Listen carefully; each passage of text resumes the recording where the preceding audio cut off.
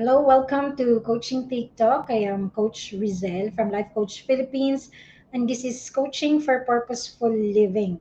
This coaching conversation is for individuals who are in the journey of self encounter, and my mission is to create the right habitat so you can be able to encounter yourself and understand who you are, your calling, mission, and purpose in life. Thank you so much for joining me live today, and please leave your digital footprints by letting us know where you are coming from today.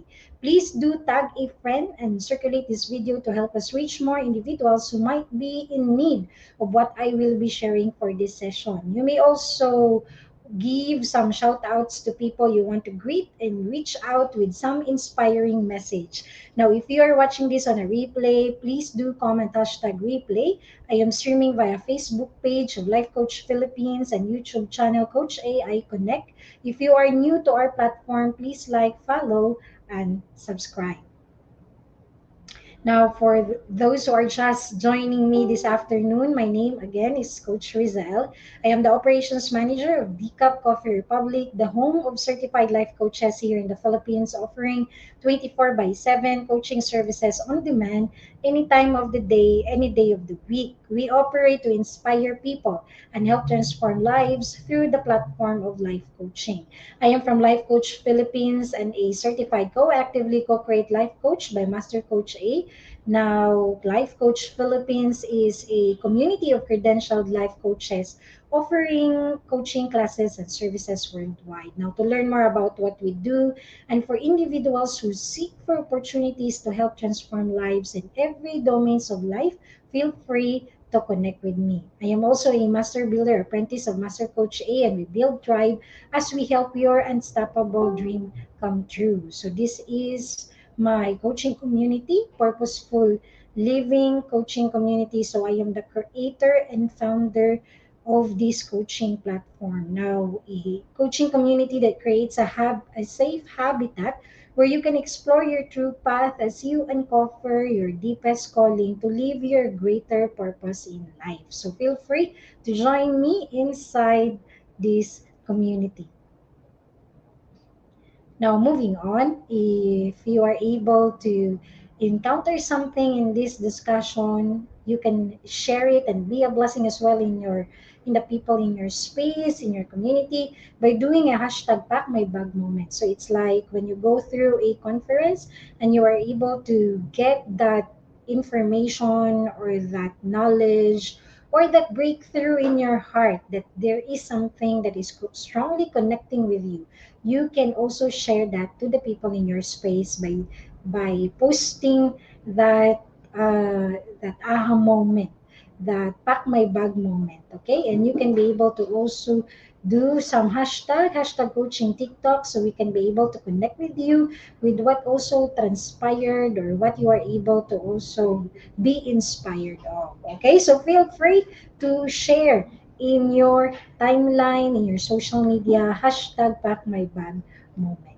Moving on, for this afternoon, no? So every time we set a goal or when we are inspired to do something amazing or something that we truly want to pursue, like a goal, a dream, um, that thing that energizes us, or every time we do it, every time we pursue it, every time we execute it, no, there is that moment that we can also take time amidst all of this is to also understand what can demotivate you in the midst of that moment where you are so motivated to do something, to engage in something, or to to do a goal that you want to pursue. Okay, so for this moment, in this time right now, we will take a moment to understand in the midst of our inspiration or what motivates us.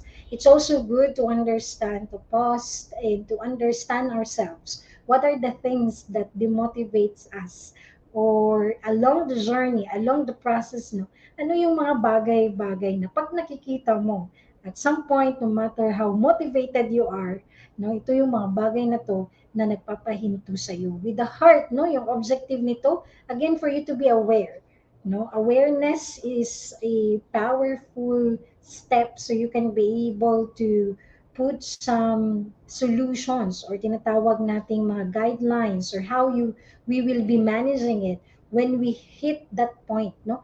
Yung mga bagay na kung pwedeng iwasan din, no? So, tinatawag din natin yung inversion model, no? Mental model.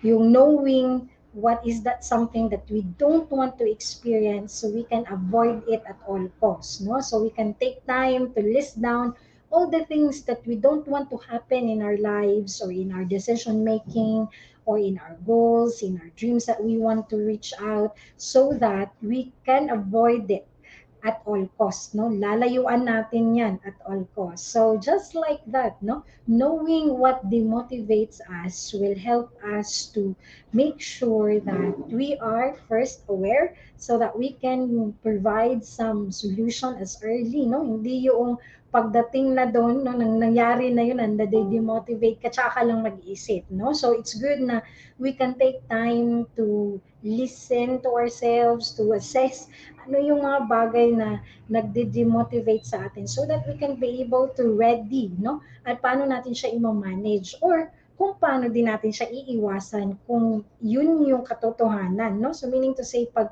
alam natin na demotivate talaga tayo every time nangyayari itong bagay na to, then at least una, makaka-provide tayo ng a way out or we can be able, pangalawa, to avoid it at all costs, no? Hashtag inversion mental model. Okay, so before I will proceed, let me greet my kindred coaches. No? So we have here Coach Candy, Coach Team, Coach Nords. No? So maraming salamat for joining. Okay, so every time no, nangangarap ka, every time may goal kang gustong gawin, kung purpose man yan, kung calling man yan, kung dream man yan, no?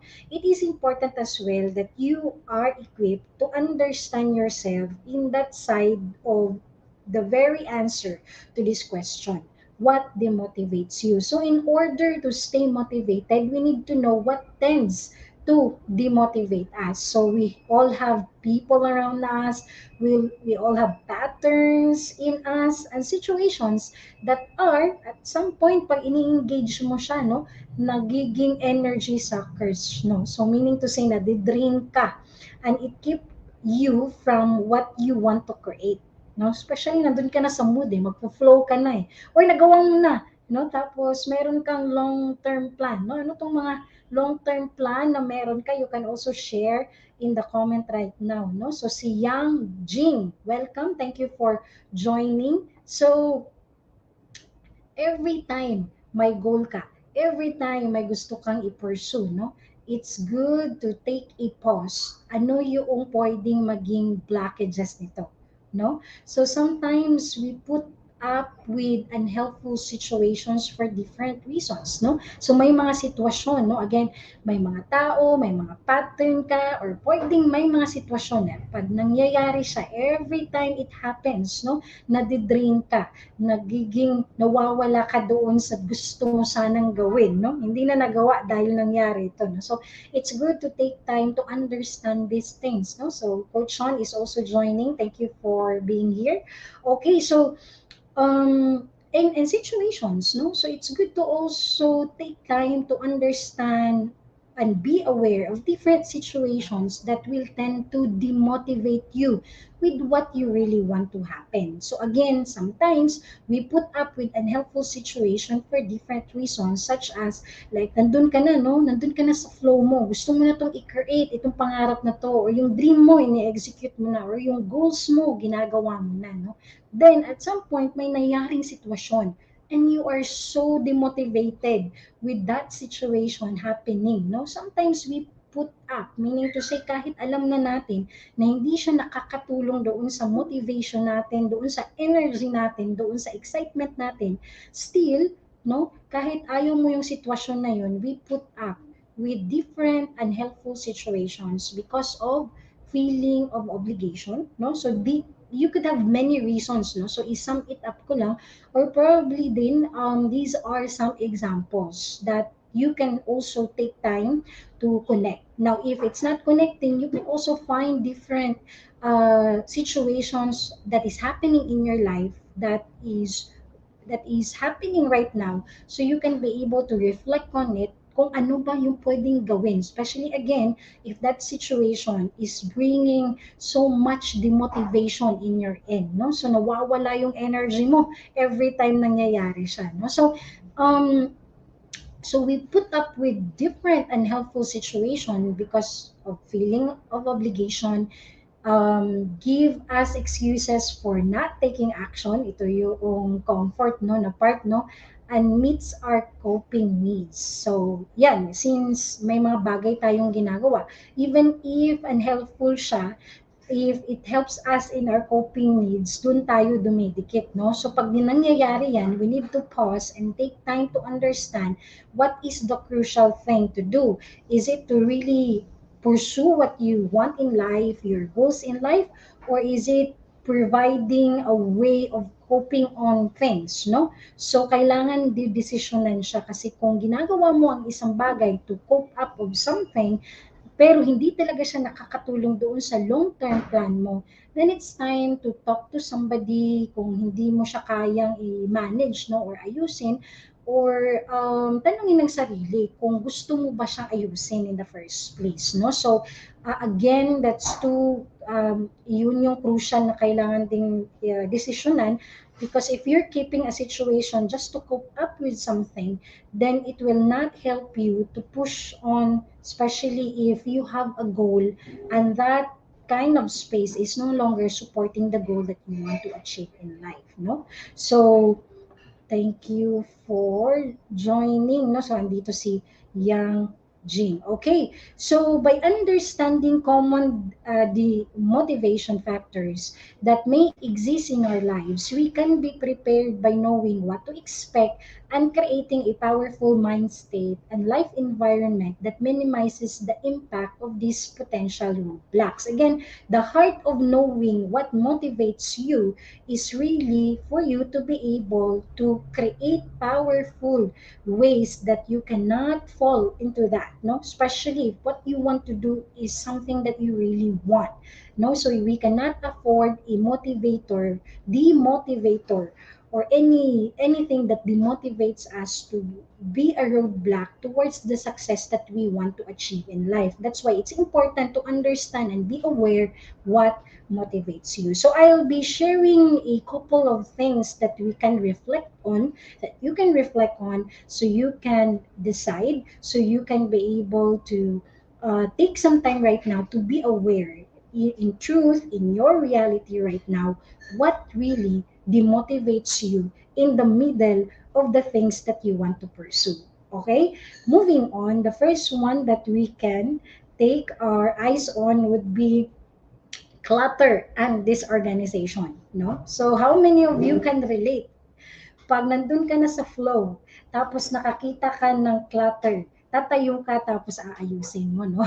Kung may mga libro, disorganized, no, sa harapan mo, tatayo ka, aayusin ito. Tapos nawala ka na dun sa momentum mo. So, clutter and disorganization can be a killer to motivation, and especially if you're doing your focus on something, no, your business or a passion project, no? Pag nandun ka na, the space that you work in has to fit the energy you want to create. No, it is important na hindi lang yan basta-bastang clutter at disorganization, no? Kasi pag upo mo doon at it's not aligning to your moment that you want to create on something, nadidistract ka lang, natatapos na yung at madaling niyang ikunin yung focus mo, no? So, whether it's a cluttered email, no? So, hindi lang naman doon sa physical. It could be your cluttered email or your home or office. It will create as well a cluttered mind and energy as you try to create. By removing clutter, you will be free of any unconscious tension, no? So, feeling mo hindi siya nag-impact doon sa isipan mo, no? So, upo ka lang doon, no? Magtatrabaho ka kung ano yung plano mong gawin. But then again, no, kung ito ay babangga doon sa focus na meron ka, doon sa energy na meron ka, out of what you want to create, then it's time to understand yourself if this clutter and this organization is creating a strong impact unconsciously, some tension that makes you out of focus or at least disrupt your momentum, so that thing, this clutter and disorganization is something that you might want to understand more, if ito yung bagay na nag-steal ng focus mo. Moving on, avoidance mechanism or bad habits, so avoidance mechanism or bad habits, these can be behaviors like overindulging in things that drains your energy, okay, or perhaps your time. Okay, so kung anong man yung habit na yan that drains it, no, too much, when you watch a movie, like na too much movies, no, or Facebooking or playing games, could be shopping or arguing, or busy work, there's you're too busy to stop with what is productive. So we're not saying that that any of these are are necessarily bad.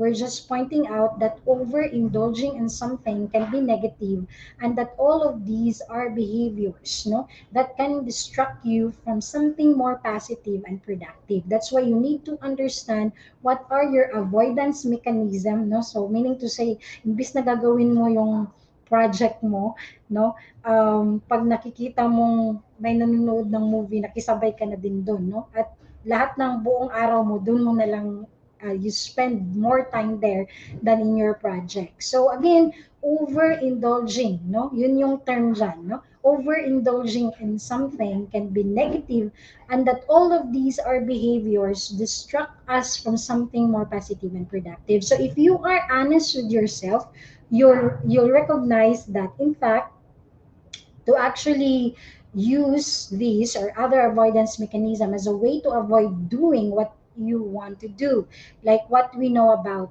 procrastination. Okay, so ito ay tawag dito, ito ay very familiar, itong procrastination. So you need to associate more pain to continuing these patterns than that pain you currently associate with stopping them. So meaning to say, kung ang isang trabaho, so ito ay in a way demotivators, pero may mas mga malalim pa tong dahilan. But if you are able to like determine that the problem right now or the concern right now in doing, the things that you want, in pursuing what you want to happen, is actually procrastination. You have to remind yourself, that kind of pain, if you will put up, I mean, if you will continue procrastinating, and you will not achieve what you really want to happen. So picture that out, yung bagay na gusto mong i-achieve and you procrastinated tapos hindi mo siya ma-achieve. What is that kind of pain? No, you have to remember that kind of pain compared to stopping the procrastination right now and moving on with the project that you really want to do or you really want to pursue, so kailangang ma-remind ka sa pain na hindi mo ma-achieve yung gusto mo para huminto ka at ituloy mo yung gusto mo, so it can take a while to break patterns, um, but since these are no longer supporting what you really want to happen, it's good to really stop and understand where these patterns are coming from, these bad habits, and to really make a decision.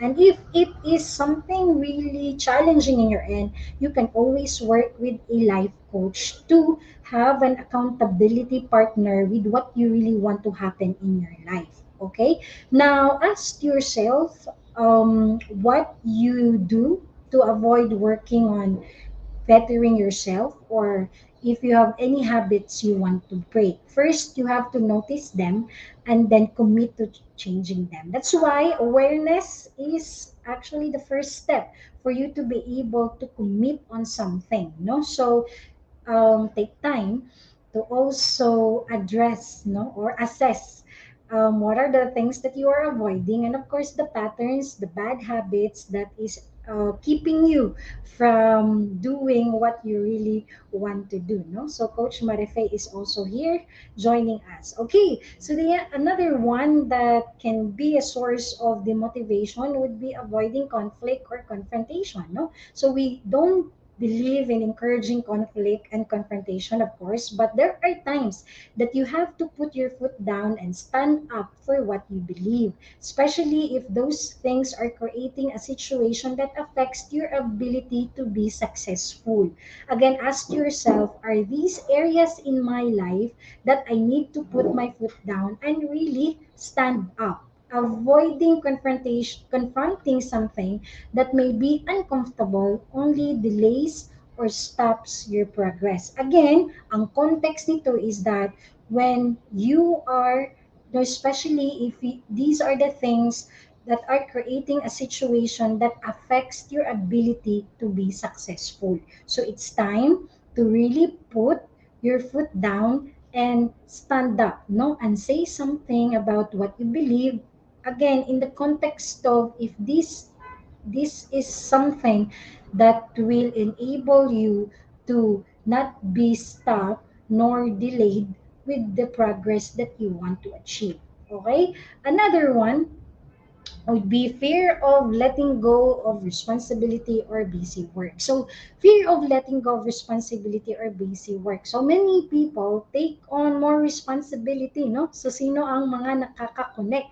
Oo tayo ng oo, no? So, ang mahirap humindi. So, kung yun yung situation, overcommitting or picking up for others' slack, saying yes to too many things at the same time, and not asking for help are all things that get in the way of progress and enjoying life. So two things, no? Overcommitting, so not being able to say no when it is needed, and when you are not asking help for some things that you really truly need some help, no? So sometimes this can manifest, no, or nagre-reflect ito in overworking, meaning you take on too many projects all at the same time, or have a tendency to stay busy with little things that fill your time, no? So meaning, too busy with little things, pero hindi talaga yun yung priority mo, no? So medyo connected din to sa procrastination, okay? So it is important to assess what responsibilities and requirements you place on yourself and whether any of them can or should be eliminated. That's why it is important that we take time to list our goals, the things that we want to achieve in life, because our intention, okay, is for us to be able to do the things that supports that goal than doing too many things, little things, but not supporting the goal that you want to achieve in life. That's why when you are able to list down your goals and align all your actions, all your activities to that, then you can simply eliminate those responsibilities that are just making you busy but not productive. Okay, so what do you need to stop doing, and what can you encourage to take more responsibility to have that task removed from you, not just in case okay namang mag-delegate, no? And then when it shouldn't be yours. So when do you need to say no, and what do you need to let go that isn't serving you? Okay, so take some time right now and really do the list, because we don't want to end up living a life again for someone else expectation. Okay, we need to do life according to our purpose and what brings you fulfillment and meaning in life, and that can only happen when you are able to know what is it that you really want, and then from there, what is it that you really want to achieve, and then from there you can move, no, to delegating things that are no longer serves you, or eliminate it, no. It again, it's not an easy process, but it is possible. If it is challenging in your end, you can always connect with a life coach to help you sort it out. Okay, so another thing here when it comes to what demotivates you, no? So let's talk about people's behavior. So we always have the choice uh, to what degree we decide to have someone in our life. We know that at times it may not seem like we have no choice, no? Yung ganun na pakiramdam, or that doing it may have consequences. But there is always some way to create distance from people who demotivate you or distract you from your success. It's important to recognize, okay, that if they have certain patterns and behaviors that hold you back, that can hold you back from the things that you want to achieve, it does not mean that you have to be really part of it. No, so it might sound harsh, but if other people's attitude and behavior holds you back or hold you back, you need to do whatever you can to create distance and protect yourself from the distraction. Okay? Again, if this is someone who must be permanently part of your life, consider ways you can minimize contact and more importantly, strengthen your emotional resolve and create healthy boundaries with this person. Ask yourself if there is anyone in your life that is totally optional at this point that is currently holding you back, And if so, let them go. And at the very minimum, consider if there are people in your life that are not supportive of your dream or goals. If so, okay, do not discuss your goals with them. Otherwise, pag napagsalitaan ka ng masakit, automatic yan, or napagsalitaan ka against what you really want to happen, especially if it's about your dreams or goals that you want to achieve in life. Now, don't let others' limiting thinking knock down your dreams. Use criticism or doubt, if in case it happened, use criticism or doubt of others as motivation to prove them wrong. Okay, so more of this. If you want to talk more of these demotivators so that you can be aware again, so that you can be able to really pursue what you really want in life and the success that you want to see or experience, your mission, your calling, it is important to understand and be aware of the demotivators so that they cannot play as a roadblock to what you really want to happen in your lifetime. Okay, so if you want to talk more about that, feel free to connect with me.